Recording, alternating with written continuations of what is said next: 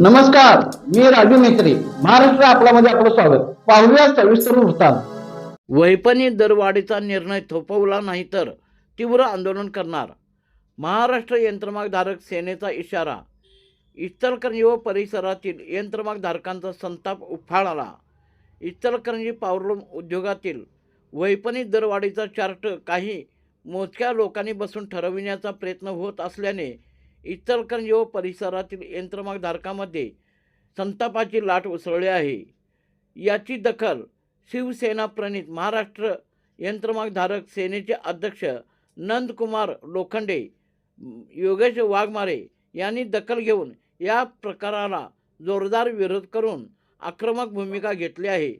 शिवसेनेचे राज्य अध्यक्ष नंदकुमार लोखंडे व राज्य उपाध्यक्ष योगेश वाघमारे यांनी स्पष्ट शब्दात इशारा दिला की इचलकरंजी व परिसरातील हजारो यंत्रमागधारकांच्या पोटावर लाथ मारणारा कोणताही निर्णय आम्ही सहन करणार नाही. काही मोजक्या लोकांनी बंद दरवाजामध्ये बसून वैपणी दरवाढीचा चार्ट ठरवणे हा सरळ अन्याय आहे व पॉवरलूम उद्योग सर्वांचा आहे असंही संघटनेने म्हटले आहे. तर इचलकरंजी पॉवरलूम असोसिएशन सर्व यंत्रमागधारक संघटनाचे प्रतिनिधी, व्यापारी घटक यांना तात्काळ बैठकीसाठी बोलवावे व त्यांचे मत ऐकून निर्णय घ्यावा असेही या संघटनेने इशारा दिला आहे. तसे न करता जर आपण निर्णय घेतला तर तो आम्हाला मान्य होणार नाही व सोबतचे खर्चवाले यंत्रमागधारकांना 2013च्या करारानुसार मिळणारी मजुरी वाढ आजपर्यंत दिली नाही, हा अन्यायकारक प्रकार असल्याचेही संघटनेने ठासून सांगितले.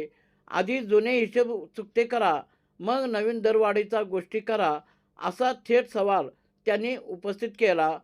वाढते वीज दर, कच्चा मालाचे दर, मजुरी खर्च यामुळे यंत्रमागधारक आधीच आर्थिक कोंडीत सापडले आहे. अशा परिस्थितीत एकतर्फी निर्णय लादण्याचा प्रयत्न झाल्यास महाराष्ट्र यंत्रमागधारक सेना रस्त्यावर उतरून तीव्र आंदोलन उभारेल असा इशाराही देण्यात आला. दरम्यान सोमवारी होणाऱ्या बैठकीत सर्वांना विश्वासात न घेतल्यास इचलकरंजी व परिसरातील यंत्रमागधारकाकडून तीव्र विरोध होणार असल्याचेही त्यांनी स्पष्ट केले आहे.